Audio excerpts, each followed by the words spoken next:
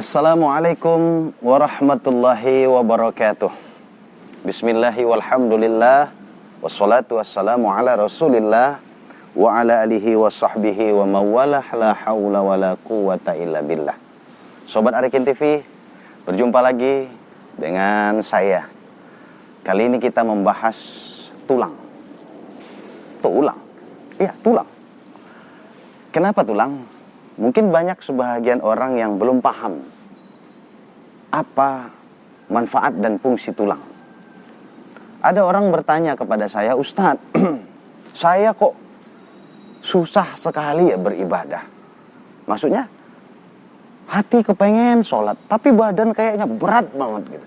Ada orang seperti itu, dia pengen sholat, pengen azan berkumandang, tapi berat sekali kakinya melangkah.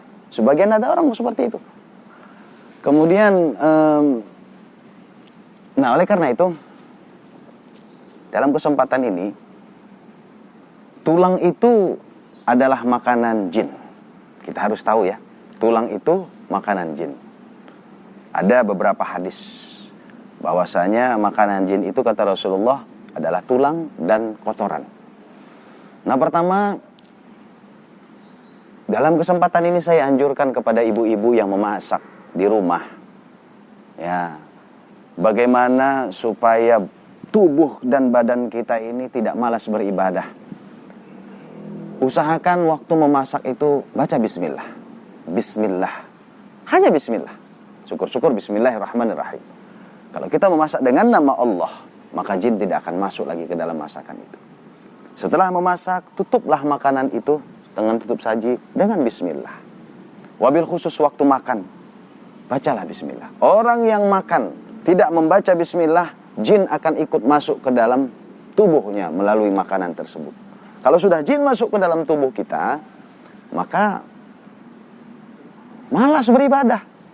Berat sekali beribadah. Nah, yang kedua, berbicara masalah tulang. Usahakan setelah kita makan tulang apapun, baik tulang sapi, tulang ikan, pokoknya berjenis tulang lah. Habis makan, jangan inapkan tulang di rumah. Habis makan, usahakan tulang tadi, bekas makanan kita tadi, tempatkanlah di tempat sampah, di luar rumah. Kenapa? Apabila kita taruh tulang di dalam rumah, nanti jin akan makan dan jin akan betah di rumah kita karena ada makanan. Yang kedua, makanya di kuburan itu serem, kata orang ya. Di kuburan itu serem dikarenakan di kuburan itu banyak tulang manusia. Jadi seolah-olah kuburan itu pasarnya jin, tempat makanan banyak sekali. Nah, taruhlah tulang di luar rumah, jangan inapkan di rumah. Yang kedua, jangan kencingi tulang. Karena itu juga jin makhluk Allah. Kita saling menghargai makhluk Allah. Oleh karena itu dalam kesempatan ini, yuk kita menghargai tulang. Jangan tulang taruh di rumah. Karena apabila tulang di rumah, wajarlah rumah kita sering ada jin-jin yang tidak baik, kadang-kadang menampakkan. Nah, dalam kesempatan ini ada juga saya ingin sampaikan, ada orang kadang suka melihat sesuatu yang aneh-aneh, ya. Yang aneh-aneh maksud saya di sini adalah dia melihat hantu. Hantu mana ada dalam Islam? Tapi dia melihat menampakkan. Benar Ustaz, saya melihat. Oke lah kita katakan dia melihat. Nah, sebenarnya di rumah kita ini jin itu banyak. Wa ma khalaqtul jinna wal insa illa liya'budun. Tidak aku jadikan jin dan manusia kecuali untuk beribadah kepadaku. Jin dan manusia itu sama. Beribadah, ada yang kafir, ada yang muslim, ya. Kemudian ada yang berkeluarga, ada yang bekerja. Kemudian juga Sobat Arikin TV, orang beriman tidak akan pernah melihat jin. Tidak akan pernah melihat jin. Pernah satu kitab saya baca, jin itu besarnya sebesar jagung, kecil-kecil sekali. Tapi kelebihannya dia bisa menyerupai siapapun yang dia inginkan. Bahkan ada di sekitar tubuh kita ini namanya jin korin. Jin korin ini yang mendampingi kita senantiasa, yang apabila nanti kita wafat atau meninggal dunia, Jin korin inilah yang akan menyerupai orang yang didampinginya. Sehingga ada orang syanu bangkit dari kuburan. Tidak, itu adalah ulah jin korin.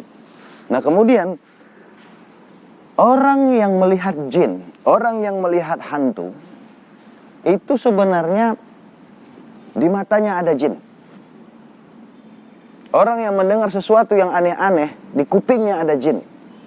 Orang yang merasakan sesuatu, merinding nih apa semua, di tubuhnya berarti ada jin. Orang itu harus diruqyah. Bukan rumah itu diusirin jin. Karena di rumah itu jin tetap ada. Ada jin yang kita keluar rumah, dia di dalam rumah. Ada jin yang kita keluar rumah, dia ikut keluar, kita pulang, dia ikut pulang. Ada jin itu yang bertengger di bubungan rumah. Dan di mana tempat. Nah yang paling penting juga di samping tulang tadi, usahakan rumah kita bersih. Bersih maksud saya sini karena jin suka di tempat-tempat yang kotor. Bersih.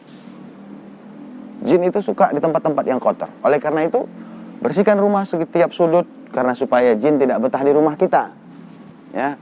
Nah, jadi inti daripada cerita ini adalah, yuk kita menghargai sesama makhluk Allah. Tulang adalah makanan jin. Mari kita menghargai tulang, jangan mengkencingi tulang, jangan buang tulang sembarangan, tempatkanlah di tempat sampah di luar rumah, dan jangan menaruh tulang di dalam rumah.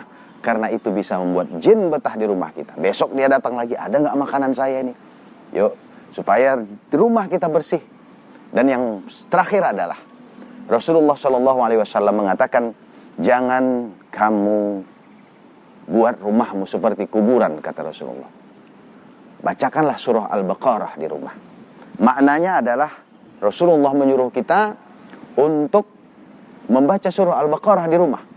Maksud membaca surah Al-Baqarah, jin itu paling takut kalau dibacakan surah Al-Baqarah di rumah.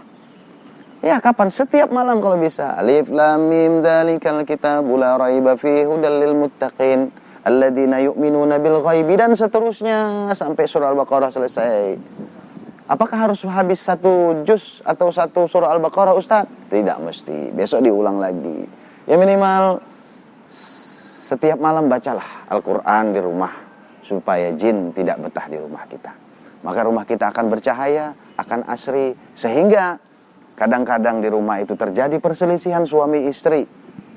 Dikarenakan ada jin-jin yang bersarang di rumah tersebut, yang membuat kita tidak betah di rumah kita. Ini saja dulu yang dapat saya sampaikan. Mari dalam kesempatan YouTube yang singkat ini, Anda dapat memahami bahwasanya tulang adalah makanan jin. Mari kita saling menghargai sesama makhluk Allah, jin dan manusia. Kalau kita sudah menghargai, maka insya Allah kita tidak akan diganggu oleh jin.